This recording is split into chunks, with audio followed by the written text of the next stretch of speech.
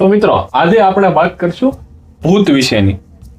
ભૂત, આત્મા જે આપણે સાંભળ્યું હોય બહુ, એ હકીકત શું છે? શું આ દુનિયામાં હકીકત ભૂત હોય છે, આત્માઓ હોય છે? આમાં બધા લોકોનું અલગ અલગ માનવું હોય છે. ભાઈ ઘણા લોકો એવું કહે છે કે આ કાંઈ હોતું નથી ભાઈ, સાયન્ટિફિક દુનિયા છે આખી, બધું સાયન્સથી હાલે છે અને ભૂતનું એવું કાંઈ હોય નહીં. ને ઘણા લોકોને એવું માનવું છે કે ભાઈ ભૂતો હોય છે, નેગેટિવ એનર્જી હોય છે. હવે આપણે વાત આજે એની ઉપર કરવાની છે. મારું એવું માનવું છે એનર્જી એટલે આપણી આત્મા, એમ તમે લઈ લો કે આપણું શરીર છે અને એની અંદરની આપણી આત્મા છે. પોઝિટિવ એનર્જી એક્ઝિસ્ટ કરે છે એટલે તો નેગેટિવ એનર્જી હોય જ. હવે નેગેટિવ એનર્જી એટલે ભૂત. પછી એમાં માન્યતા હોય બધાની, ભાઈ હોય અને ન હોય. આપણે ઇન્ડિયન પેરાનોર્મલ સોસાયટી IPS કરીને ગૌરવ કેવું નામ, ભાઈ ગૌરવ તિવારી, તમે એની વિશે થોડુંક સર્ચ કરીને જોઈ લેજો. ગૌરવ તિવારી કરીને એક વ્યક્તિ હતો, એનું બહુ આ જે ભૂતોને ગોતવામાં જેનું મહત્વનું આપણું ઇન્ડિયામાં નામ હોય, ઇન્ડિયન પેરાનોર્મલ સોસાયટી. જેઓ ટેકનિકલ રીતે સાયન્સનો ઉપયોગ કરી અને મશીનરીનો ઉપયોગ કરી ભૂતો સાથે વાત કરતા એવો એમનો દાવો કરવાનો છે. એના ઘણા વિડીયોઝ પણ છે અને એમનું મૃત્યુ પણ એ રીતના થયું છે કે એમના ઘરે એમના બાથરૂમમાં અચાનક સીધી એમની લાશ જોવા મળી હતી. અને એટલે આજ સુધી એ એક્સપ્લેન જ નથી થયું કે એનું મોત શેના કારણે થયું. અને એની આખી જે જિંદગી છે એ આ ભૂતોની પાછળ જ એને કાઢી છે. એ બધા એવી જે એવી પ્લેસ હોય જ્યાં ભૂત થતા હોય એની જગ્યાએ એના બધા વૈજ્ઞાનિકના બધા ઇક્વિપમેન્ટ, બધા એના સાધન સામગ્રી લઈ અને એની જાય અને ત્યાં જઈને ટેસ્ટ કરતા ભૂત વાત કરવાની કોશિશ કરતા. આપણે જ્યાં જોઈ ભાઈ મંત્રોનો ઉચ્ચારણ કરી સાયન્ટિફિક મશીનરી લઈ અને એવી જગ્યાએ જવું જ્યાં ભૂત કે એવું કોઈ થતું હોય અને ત્યાં ટેકનિકલ રીતે આત્માઓ સાથે વાત કરતા. અને એમના ઉપર એક મૂવી પણ બનેલું છે, ભય નામનું, જે તમે જોઈ શકો છો. વેબ સિરીઝ છે, બહુ સરસ છે અને રિયાલિટી છે એમ બધાનું કહેવાનું છે. હા, એટલે ઈ બે વાતો થઈ. ઈ છે ગૌરવ તિવારીનું જે મૃત્યુ છે એ એક અનસુલઝી પહેલી કહેવાય, બરોબર. હજી આજ સુધી કોઈને ઈ નથી ખબર. અને એને જિંદગીના 10-15 વર્ષ છે આની અંદર ફાળવા, બરોબર. આ ભૂતની પાછળ એને મતલબ એના ઈ બાજુ થતો. અને બીજા નંબરમાં બે રીતના સમાજમાં લોકો હોય. અમુક એમ કહેતા હોય કે ભાઈ ભૂત છે ને એવું કઈ નેગેટિવ એનર્જી કઈ એક્ઝિસ્ટ કરતું નથી. અને ઘણાના જે પર્સનલ એક્સપિરિયન્સ હોય ને, ઘણા લોકોને એકબીજાથી વાતો સાંભળીને ઘણા લોકો એમ માનતા હોય કે ભાઈ ના એ વસ્તુ હોય છે. કેમ કે હાવ ક્લોઝ હોય. હવે તમારો કંઈક એક્સપિરિયન્સ હોય, તમે મને વાત કરો, મને ખબર છે કે ભાઈ આ ભાઈ છે નમીશભાઈ ખોટું નથી બોલવાના, એ જે મને વાત કરે હાસી કરે છે, એનો કંઈક એક્સપિરિયન્સ હોય એટલે એ વાત હાસી છે. ભાઈ એવા એક્સપિરિયન્સ થ્રુ ઘણા લોકો એવું માનતા કે ભાઈ ના એ વસ્તુ હોય. અને અમે ખુદ, હું તમને અમારી બેની અને ભાઈ જે કેમેરામેન પાછળ બેઠો છે કેમેરાની, અમારા ત્રણની જ આ ખુદની જ વાત છે.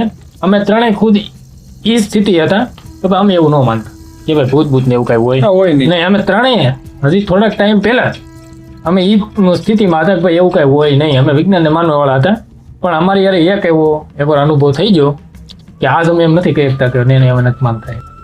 અમે 3 લોકો, અમે બેનના પાછળ કેમેરામેન બેઠા, અમે 3 મિત્રો. પેલા અમારી માન્યતા હતી ભૂત વિશેની, ભાઈ ભૂત હોય નહીં, ગમે ત્યાં વહી જવાનું, કઈ બીવાનું નહીં. સ્કૂલે બેઠા, અમારી ગામની સ્કૂલ હતી જૂની, નળિયાવાળી. સ્કૂલે બેઠા હતા, તેને પોતાની રીતે મોબાઈલ જોતા હતા. રેડી. અચાનક આ જે સ્કૂલ સામે હતી 100 મીટર જેવું દૂર છે સ્કૂલ.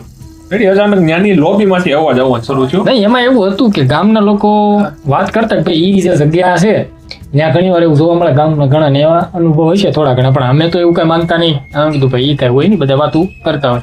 અમે અહીંયા બે હતા, પહેલેથી બેઠા, બીજેથી બેઠા, કાંઈ ન વાંધો એવું. અને અમે અંદરથી એવું માનતા નહીં. પણ ત્રીજા દિવસે જે અનુભવ થયો ને, આ એની વાત છે. ત્રીજા દિવસે અમે લોકો બેઠા ત્યાં ડેઈલી, આજે અમે 2 હતા, પહેલો બીજો ત્રીજા દિવસે આ ઘટના બની. વાત એની છે કે આપણે ગેમ રમતા. તે દિવસે અમે 3 ગેમ રમતા, ફોનની અંદર બેઠા હતા, બાકડો હતો, બાકડે બેઠા હતા. અચાનક અવાજ આવ્યો હતો ને, તો અવાજ આવ્યો અને અમારું ધ્યાન ત્યાં ગયું. હવે અવાજ તો આવ્યો, મતલબ એવો સીધો કોઈ આમ કેમ બહુ જોરથી અવાજ આવ્યો એવો નહીં, એમ શાંતિ વાળો અવાજ કે ભાઈ અમે કોક છે ખરા માણસ, બરોબર. એને સામેથી કઈ અવાજ કર્યો એવો નહીં, પણ એવું ફીલ થાય આપણને કે ભાઈ ત્યાં કોઈક માણસ છે. અને અમે લોકો માનતા તો નહોતા એવું કઈ ભૂત ને એવું કઈ હોય, એવું અમે માનતા નહોતા. અમે એમ જ કહેતા ભાઈ એવું કઈ હોય નહીં. તો જ અમે ત્યાં સ્કૂલે બેવાતા હતા 3 ટીચર. બાકી ત્યાં ઘણા એમને એમ કીધું ભાઈ હા ન બે આ રીતની વસ્તુ થાય. તો અમે ત્યાં પહેલેથી બેઠા, બીજેથી બેઠા, કાંઈ નહોતું. ત્રીજે દિવસે આ વસ્તુ થઈ એટલે અમે તેને ત્યાં જોયું. એટલે ત્યાં દેખાણું કાયદેસર, બરોબર. પડછાયામાં કાયદેસર માણ હાલે અને જે આપણે ઝાંઝરનો અવાજ આવતો હોય અને પગલાનો અવાજ આવતો એ ટાઈપના અવાજ આવે. બરોબર ને અમે જોયું અને એવું નહીં કે અમને કોઈ ભ્રમ છે એવું કઈ નહોતું એ તો અમે બધું 3 હતા, એક નહોતો, 3 હતા અને એવું કઈ એટલા બધા કે 12 1 વાગ્યો નહોતો એટલે ઊંઘમાં હોય ને આપણને કઈક વિઝ્યુઅલાઇઝ એવું છું હોય એવું કઈ નહોતું કે ભ્રમ છું હોય એવું નહોતું. અમે 3 હતા અને 3 હરખે હરખું એક્સપિરિયન્સ કર્યું અને ત્યારે ત્યાંથી અમે ભાગ્યા છીએ અને અમે કેમ ભાગ્યા ને એમને નથી ખબર.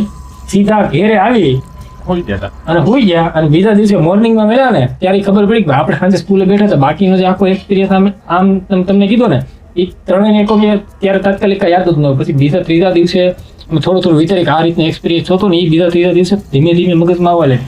પહેલેથી તમે 3 ની કઈ ખબર જ નહોતી.